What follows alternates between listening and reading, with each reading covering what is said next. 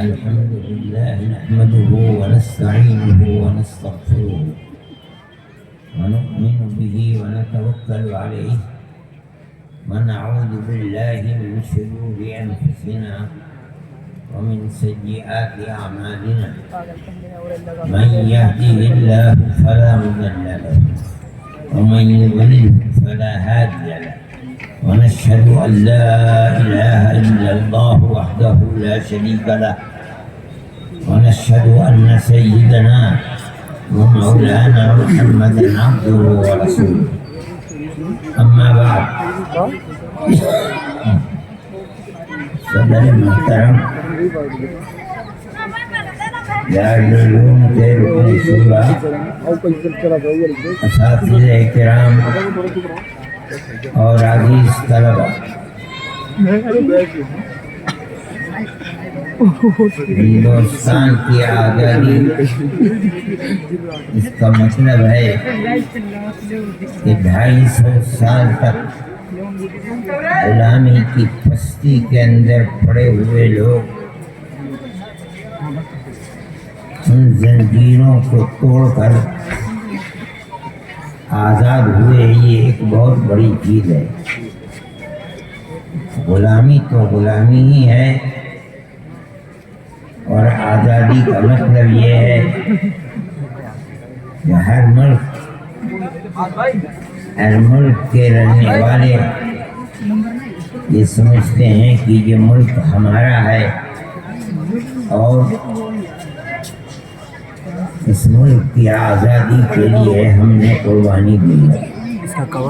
یہ بہت بڑی نعمت ہے. ملک کی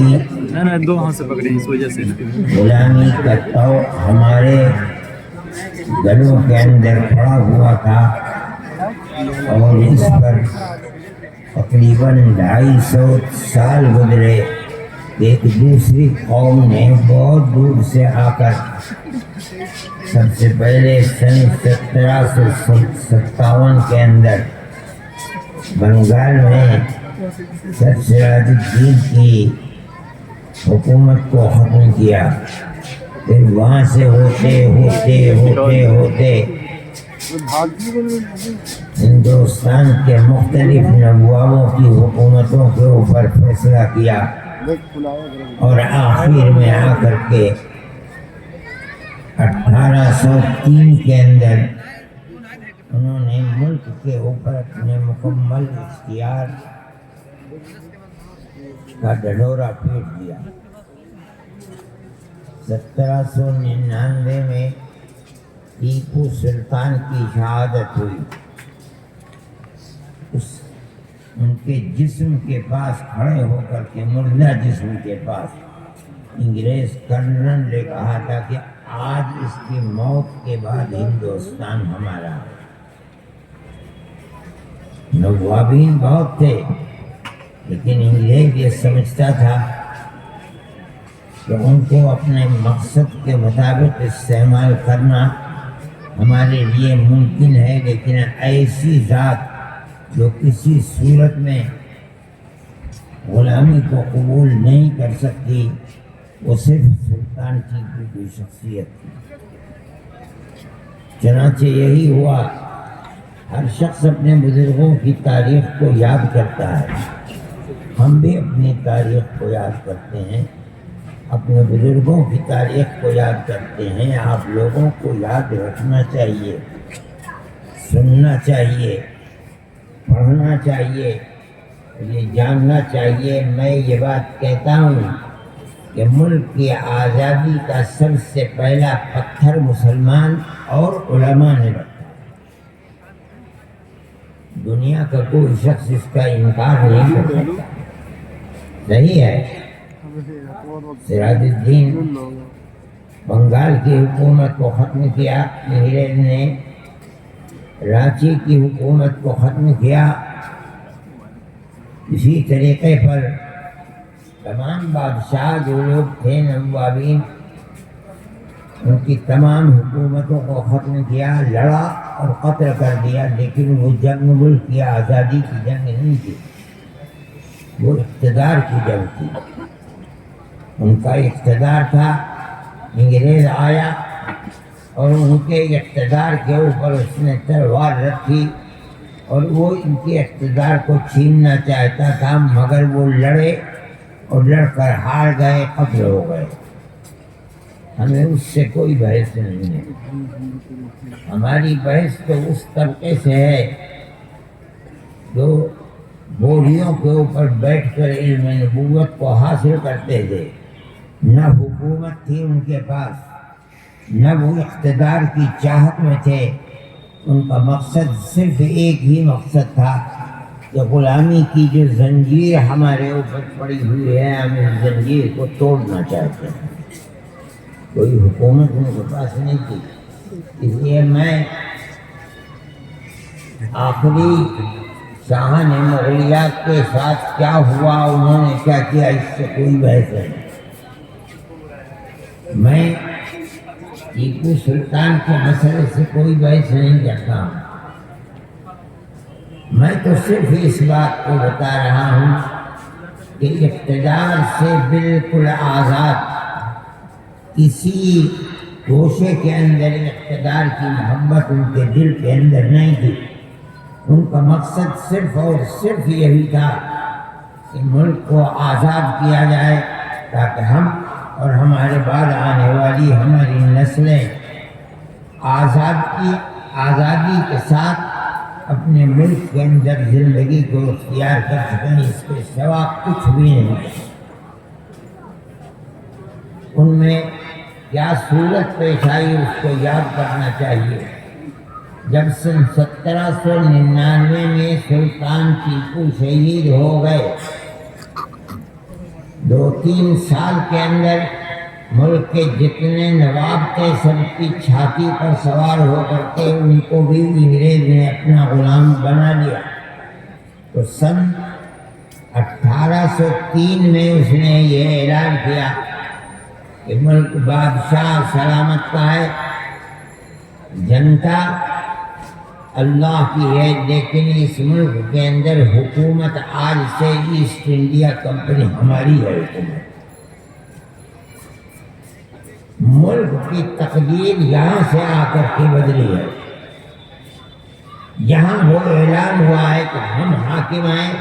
ہندوستان کا ہر شخص، ہندو ہو، مسلمان ہو، سکھ ہو، پارسی ہو، سب ہمارے غلام ہیں.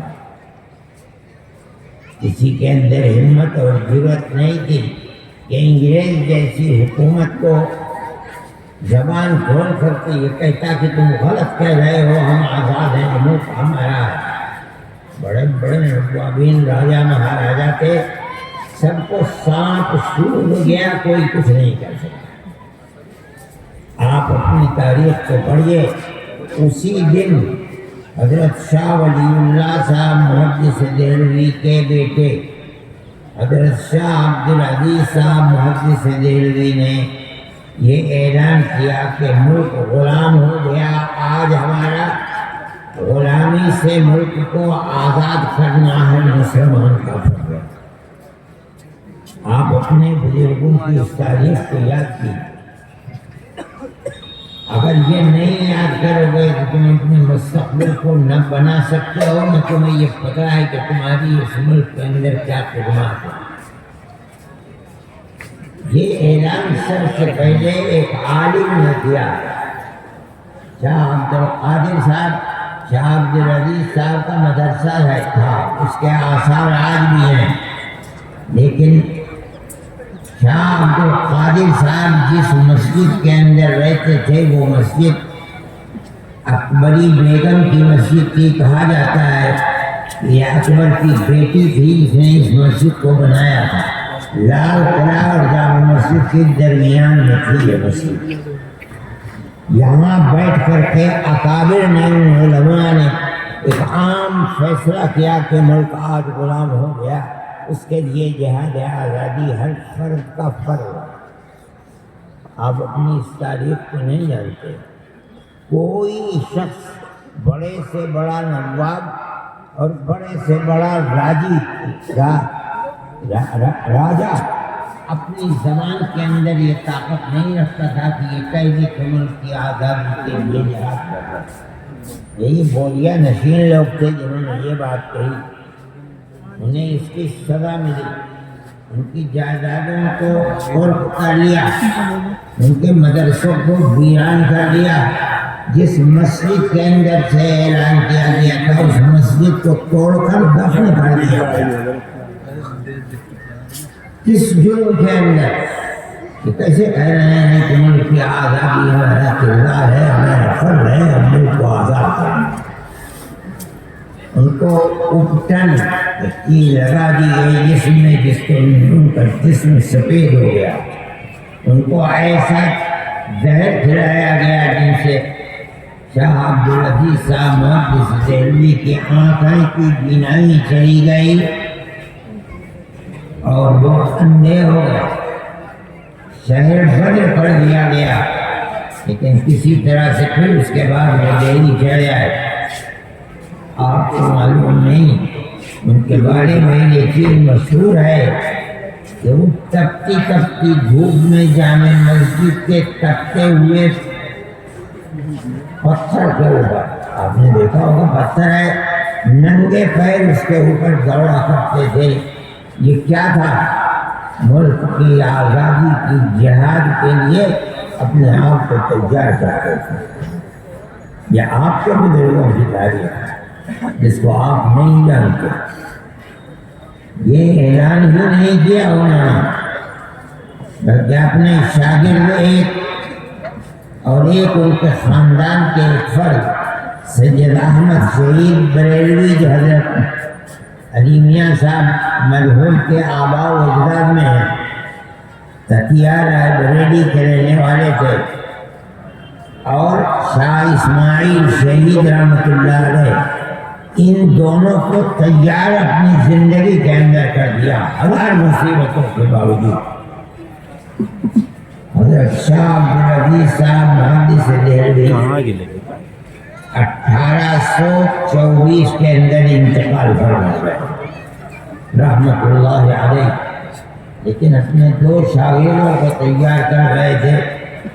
ان لوگوں نے پورے ہندوستان کا دورہ کیا، آج کی طرح نہ ہوائی جہاز تھے، نہ اور کوئی راستہ تھا، جہاں دریا تھے وہاں کشتیوں کے اندر سفر۔ ان کا مظفر نگر تک آنا یہ ثابت ہے، اور گھوڑوں کا باندھنا وہاں رہنا یہ بھی ثابت ہے، بلکہ بالکل جنوبی ہندوستان میں کیرلا تک پہنچنا یہ بھی ثابت ہے تاریخ سے۔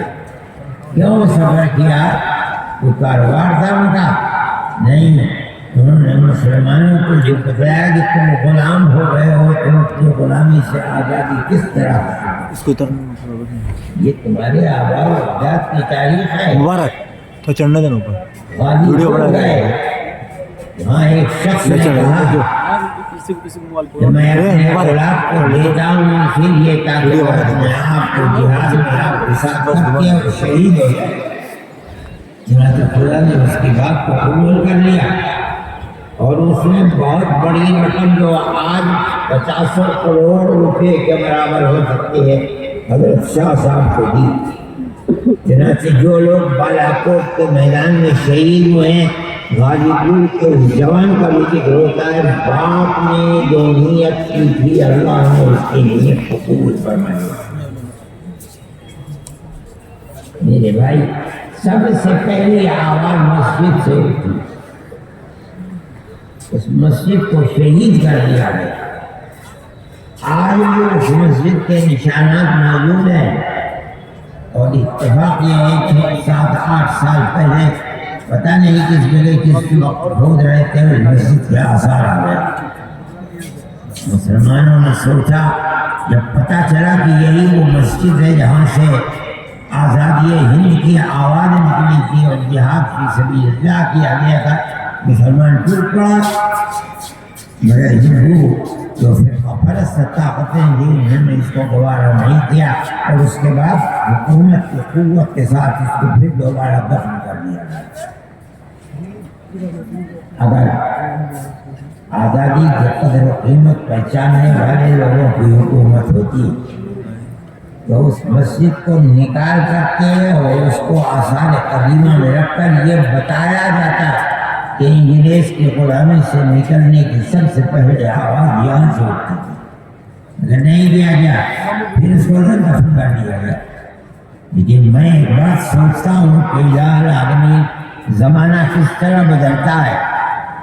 ملک کی آزادی غلامی کی زنجیر کو اپنی گردن سے اتار کر پھینکنا، ملک کی آزادی کی تحریک چلانا، جس کی سب سے پہلی بنیاد اکبر آباد کی مسجد ہے دلی کی. آج اپرس طاقت کو آزادی ملی ہوئی ہے تو ان مسجدوں کو کہا جاتا ہے کہ ان مسجدوں کو شہید کر دو. اتنی مسجدیں ہیں جن کو روزانہ توڑا جاتا ہے. اور وہ قوم جس نے ملک کی آزادی کے لیے 1 2 10 20 ہزار نہیں ہزار لوگوں کو سولی پر چڑھا دیا، اس قوم کی اولاد کو کہا جا رہا ہے کہ یہ لوگ دیش ورودھی ہیں، دیش کے دشمن ہیں. اس تاریخ کو بیان نہیں کیا جاتا، ہم بیان کرتے ہیں. لیکن ہمارے باپ دادا کی تاریخ ہے، ہمارے آبا و اجداد کی تاریخ ہے. آج ملک کی آزادی پر جشن منایا جا رہا ہے. سب سے پہلے حقدار اس جشن کے ہم اپنے آپ کو سمجھتے ہیں. کوئی مائی کا یاد ہے تو بتائے کہ آزادی کی تحریک کہاں سے چلی ہے. ہم بتا رہے ہیں کہ آزادی کی تحریک کہاں سے چلی ہے. میرے بھائی یہ صورتحال، یہ تاریخ جو میں کہہ رہا ہوں یہ مسلمانوں کی تاریخ ہے. اور اس تاریخ کی وجہ سے یہ پہلا پتھر ہے انگریزوں سے 250 سالہ حکومت کو کے اندر تزلزل پیدا کرنے کے لیے، اور پیدا کر دیا اور کالا منہ ہو کرتے ہوئے اس ملک سے نکل کر اپنے ملک میں چلے گئے. یہ آپ کی تاریخ ہے، آپ کے آبا و اجداد کی تاریخ ہے. چنانچہ یہ قافلہ آگے چلتا رہا. حضرت شاہ عبدالعزیز نے اپنے 2 وارثوں کو، علمی وارثوں کو تیار کیا. وہ لوگ نکلے یہاں سے اپنے قافلے کو مجاہدانہ لے کر کے رائے بریلی سے چلے تقیے، اور انہوں نے اپنے لیے جس میدان کا انتخاب کیا تھا وہ آزاد قبائل شمال کے اندر پشاور کے اوپر. جانتے تھے کہ وہاں کے لوگ جنگجو ہیں، پیچھے ہٹنے والے نہیں ہیں. اسی حصے کو انہوں نے آزادی کے لیے جمایا تھا، منتخب کیا تھا. چنانچہ اس انتخاب کا فائدہ ہوا، وہ لوگ لڑتے رہے، مرتے رہے. لیکن خدا کی قدرت ہے کہ اس سے نچلا حصہ جو تھا بالا کوٹ کا، یہاں بغاوت شروع ہو گئی. بغاوت کرنے والے مسلمان نہیں تھے. وہاں جنگ ہوئی اور اس جنگ کے اندر دونوں کے دونوں شہید ہو گئے. آج بھی بغاوت ان کا مزار ہے بالا کوٹ کے اندر. اگرچہ میں وہاں کوشش کے باوجود نہیں جا سکا، لیکن میرا جی چاہتا تھا جب میں جایا کرتا تھا جوان تھا پاکستان تو میں ان کو قبر کو اوپر جاؤں. میں نہیں جا سکا، لیکن وہ قبریں میں نے سنا ہے کہ آج بھی موجود ہیں. یہ ہمارے آبا و اجداد کی تاریخ ہے. لیکن ان دونوں کے شہید ہونے کے بعد ظاہر ہے کہ میدان جنگ کا رخ تبدیل ہو گیا. اس تبدیلی کے بعد جو لوگ شہید ہوئے، لیکن جو لوگ بچ گئے ان میں جو لوگ پٹنے کے رہنے والے تھے، بڑا طبقہ وہ تو وہیں رہ گیا اور برابر انگریز کے ساتھ لڑتا رہا. یہ دوسرے لوگ تھے وہ وہاں سے نکلے اور اب آ کر کے انہوں نے سن 1857 کے بعد دلی کو اپنا مرکز بنایا. سن 1857 میں سب سے پہلے جو جنگ ہوئی ہے 1832 بہاولپور، جب وہاں شکست ہو گئی بالا کوٹ کے میدان میں، وہ لوگ بھاگے 32 سے اور آ کر کے 57 تک وہ جمع ہوئے. انہوں نے ہندو اور مسلمانوں کو آزادی وطن کے لیے جمع کیا. یہ آپ کی تاریخ. اور پھر سن 1857 میں ہوئی. اس کے اندر ہمارے اکابر حضرت گنگوئی، حضرت نانوتوی، ان کے پیر و مرشد مولانا حاجی امداد اللہ صاحب، مہاجر مکی، مولانا منیر الدین صاحب، یہ لوگ اس کے ہیرو. ایک جگہ پر انہیں کامیابی مل گئی، شاملی گئے مار دیا، بتا دیا اور اس کو کھانا نہیں کرتا. لیکن انگریز نے اپنی طاقت اپنے بلبوتے پر نہیں بلکہ ہندوستان کی وہ قومیں، وہ لوگ جن کے ملازم تھے، نمک خوار تھے، ان کو سب کو آگے کھڑا کر دیا. یا تو ویوز چلی 1857 کے اندر بھی بہت قتل و غارت ہوئی، لوگ جانتے بھی نہیں ہیں. میں پرسوں مراد آباد میں تھا. میں قبرستان ہے وہاں گنج شہیدوں کا خزانہ.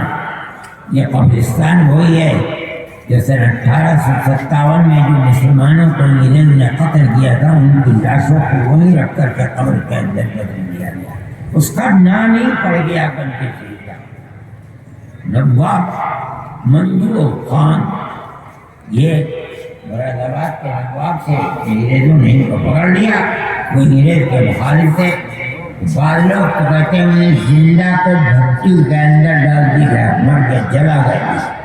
بعض لوگ کہتے ہیں کہ ان کو زندہ ان کے جسم کو انگریز نے رسی سے اپنے گھوڑے کے پیر میں باندھ کر اور اس کو دوڑایا، ان کے جسم کے ٹکڑے ٹکڑے ہو گئے. مسلمان کی تاریخ ہے. تم نے کیا کیا، تمہارے آباء و اجداد نے اس ملک کے لیے کیا کیا. اس قوم کو اپنے آباء و اجداد کی تاریخ یاد نہیں اور معلوم نہیں، وہ قوم کچھ بھی نہیں کر سکتی، فنا ہو جائے گی.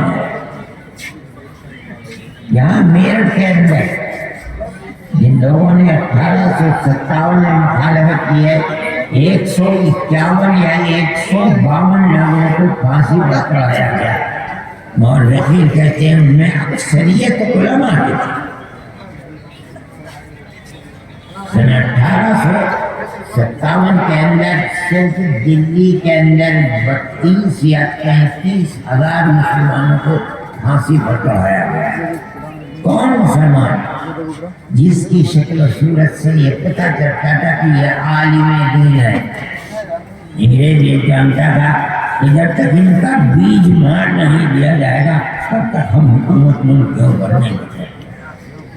33,000 مسلمانوں کو قتل کیا اور لال قلعے کے سامنے جتنے درخت ہیں ان کی لاشوں کو اسی کے اوپر لٹکا دیا گیا، سبق سکھلانے کے لیے جو ہماری مخالفت کرے گا اس کا انجام دیا گیا.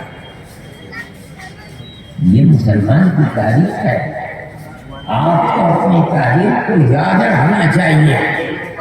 آپ کو اپنی تاریخ میں معلوم ہے، اور یہ بھی کیا ہے خدا جانے. اس زمانے کے اندر کیونکہ وہ انگریز کا زمانہ تھا، اس لیے دارالعلوم دیوبند کی بنیاد رکھی گئی. اس کے نظام تعلیم اور نصاب تعلیم کے اندر مسلمانوں کی آزادی ملک کے لیے جو تاریخ ہے نصاب تعلیم میں وہ تاریخ نہیں رکھی جا سکی. اس لیے کہ 1866 کے اندر دارالعلوم آباد ہوا. قتل و غارت والی کے دروازے کھلے ہوئے تھے. اس کے نصاب تعلیم کے اندر کوئی ایسا مضمون رکھنا کہ جس سے لوگوں کے اندر جہاد آزادی وطن زندہ رہے ممکن نہیں تھا. اس لیے وہ نصاب نہیں ہے. اس کا انجام یہ کہ ہم اور ہماری اولاد اس سے غافل.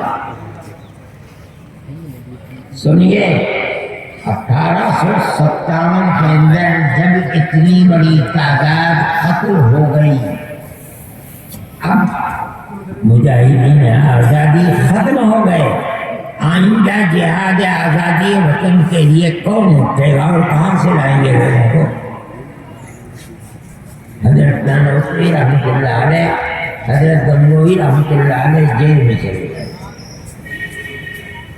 ان سب لوگوں نے مل کر کے خدا جانے کس طرح حاجی صاحب کو چھپتے چھپاتے بمبئی اور بمبئی سے جہاز میں بیٹھا کر مکہ سے گئے. بہت عمر رسیدہ کے ان کو بھجوا دیا مکہ میں. حضرت نانوتوی رحمۃ اللہ علیہ انگریز کی پکڑ سے رہی دیوبندی میں اور سب گزوار میں، مگر ان کی پکڑ میں آ نہیں سکے. 3 سال تک مستقل ان کو تلاش کیا جاتا رہا اور مسلمانوں کی تباہی بربادی کے لیے دروازے کھلے ہوئے تھے، برباد کیا جاتا رہا. 3 سال کے بعد عام معافی کا اعلان ہوا. تب حضرت گنگوہی رحمۃ اللہ علیہ جیل سے نکلے اور حضرت نانوتوی رحمۃ اللہ علیہ باہر. لیکن آپ دیکھیے یہ لوگ باہر آئے، ابھی تک دارالعلوم دیوبند کا کوئی وجود نہیں تھا. ان لوگوں نے عجیب و غریب ماجرا دیکھا. باپ ہزاروں کی تعداد کے اندر قتل کر دیے گئے، کچھ چھوڑ کر نہیں مرے. ماں اپنی عزت و ناموس کی حفاظت کیے ہوئے گھر میں بیٹھی ہے، گھر میں کھانے کے لیے کچھ نہیں ہے. اپنے بچوں کو باہر نکالا، بیٹا بھیک مانگ کر کے لاؤ، جو کوڑی 2 کوڑی پیسے 2 پیسے مل جائے اس سے اپنا اور ہمارا گھر والوں کا پیٹ بھرے. اس صورتحال کے اندر مسلمان نے 1857 کے بعد اپنی زندگی گزاری. کیا مطلب ہے اس کا سمجھو. جب آزادی ملی اور آئے تو اس چیز کو دیکھ کر یہ نہیں ہوا کہ بیٹھ جاتے اپنے گھر کے اندر یہ ہندوستان چھوڑ کر کسی دوسرے ملک میں چلے جاتے. یہی رہے اور عجیب و غریب ماجرا دیکھا کہ چرچ کے لوگ انگریز باہر ہیں اور وہ بچے کے ہاتھ کو پکڑتے ہیں جو بھیک مانگ رہا ہے اور اس کی ماں سے کہتے ہیں یہ بچہ ہمیں دے دو، ہم اس بچے کو مفت کھلائیں گے، پلائیں گے، کپڑے دیں گے، رکھائیں گے، کھانا دیں گے اور اس کو پڑھا لکھا کر کے ملازمت دیں گے. اس ملازمت کے بعد یہ اپنا خود بھی پالے گا تمہارا بیٹا. اور ماں مسلم جس کے پاس کچھ بھی نہیں ہے وہ اس بچے کو نہیں دے دیتی. ان لوگوں نے آ کر اس کو دیکھا تو برداشت نہیں کر سکتے. اس کا مطلب یہ ہے کہ جس باپ نے ملک کے اندر آزادی کے جہاد میں اپنے آپ کو پھانسی کے تختے پر چڑھا لیا، آج اسی کی اولاد انگریز کی وفادار اور غلام بن گئی ہے. جو کھلائے گا پلائے گا رکھے گا اڑائے گا پہنائے گا، وہ اولاد انہیں کے غلام بن کر کے اٹھے گی اور جب اوپر بڑھے گی تو اس کو ملازمت بھی ملے گی. برداشت نہیں کر سکے یہ لوگ. اسی وقت 9 سال کے بعد دارالعلوم دیوبند کی بنیاد رکھی 1866 میں. 57 میں جنگ ہوئی اور اس دارالعلوم کی بنیاد 1866 میں رکھ دی گئی اور بالکل اسی طرح اپنا بچہ ہمیں دو، ہم مفت میں پڑھائیں گے، لکھائیں گے، کھانا دیں گے، اس کو رہنے کے لیے جگہ دیں گے، اس کو عالم دین بنائیں گے. اس کا مطلب کہ اس کا باپ بھی انگریز کا دشمن تھا اور ملک کی جہادی کے لیے جہاد کے لیے مر گیا، جان دے دی. یہ بچہ بھی اسی کی جگہ کھڑے ہو کرتے انگریز کی غلامی نہیں، انگریز کے مقابلے میں جہاد کرنا. یہ بڑی عجیب و غریب چیز ہے. دارالعلوم دیوبند کی بنیاد رکھتی ہے. صحیح ہے انگریز تو یہ دعویٰ کرتا تھا کہ ہماری حکومت اتنی بڑی ہے کہ اس میں سورج غروب نہیں کرتا، دولت کے انبار اس کے پاتے. یہ جو کہہ رہے ہیں کہ مدرسے کو اس طرح چلائیں گے، ان کے پاس کیا ہے؟ یہ تو بوریا نشین ہے. صبح کھانا مل گیا ٹھیک ہے، شام کو مل گیا ٹھیک ہے، نہیں ملا پیٹ سے پتھر بن گیا. یہ تو ان کا تو کردار ہی تھا. یہ کہاں سے اپنی قوم کو پڑھا دیں گے؟ انہوں نے اپنی قوم کو پیغام دیا کہ اس مدرسے کو زندہ رکھو جس کے پاس جو طاقت ہے. اگر مدرسہ زندہ ہے دارالعلوم دیوبند، تم زندہ ہو، تمہاری آنے والی نسلیں زندہ ہیں، تمہارے گھروں کے اندر اسلام و ایمان زندہ ہے. اگر مدرسہ بن گیا سب برباد ہو گیا. خدا نے ان کی آواز کے اندر وہ طاقت رکھی تھی کہ سارے ملک کے مسلمان اس کی زندگی کے اوپر چل پڑے. سب سے پہلے ایک چاندی کا روپیہ حضرت حاجی اللہ صاحب مہاجر مکی نے دیا تھا، وہ آج تک دارالعلوم کے اندر موجود ہے. آپ کی تاریخ ہے، آپ کے بزرگوں کی تاریخ ہے. ملک کی آزادی کے اندر ان کا کردار کیا تھا؟ یہ کردار تھا چنانچہ ان سے جو افراد پیدا ہوئے ہیں وہی لوگ کہ سب کچھ ہم دیں گے اور تم کو آزادی ہندوستان کے لیے مجاہد بنا کر کے اٹھائیں گے. اس کے اندر وہ ناکام ہو گئے، ہمارے اکابر کامیاب ہوئے. ایسے افراد پیدا ہو گئے. ان میں سب سے پہلی شخصیت ہمارے سب کے اکابر حضرت شیخ الہند مولانا محمود حسن رحمۃ اللہ علیہ، جنہوں نے پڑھا دارالعلوم میں، تربیت حاصل کی حضرت گنگوہی رحمۃ اللہ علیہ، شاگرد ہوئے حضرت نانوتوی رحمۃ اللہ علیہ. ان کے دلوں کے اندر جو آزادی وطن کا جوش تھا، اس آزادی وطن کے جوش کو انہوں نے اپنے اندر لیا اور دارالعلوم کی اسی چہار دیواری سے اتنے بڑے بڑے افراد کو پیدا کر دیا جنہوں نے اپنی جان آزادی وطن کے لیے دی. نہیں بھائی، یہ آپ کی اپنی تاریخ ہے، آپ کے بزرگوں کی تاریخ ہے. اسی تاریخ کی وجہ سے دارالعلوم آج تک زندہ ہے اور انشاءاللہ ہمیشہ زندہ ہے.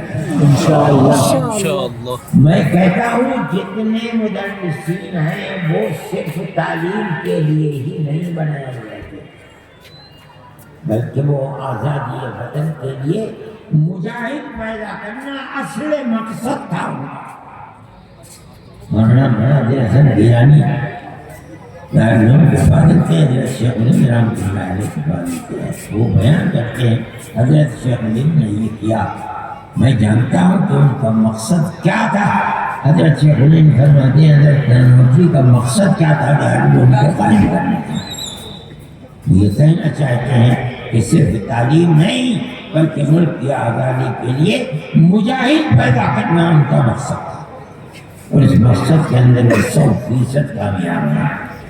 حضرت شیخ الہند رحمۃ اللہ علیہ نے ایسی تاریخ اپنی پیش کی ہے کہ دنیا اس کی تاریخ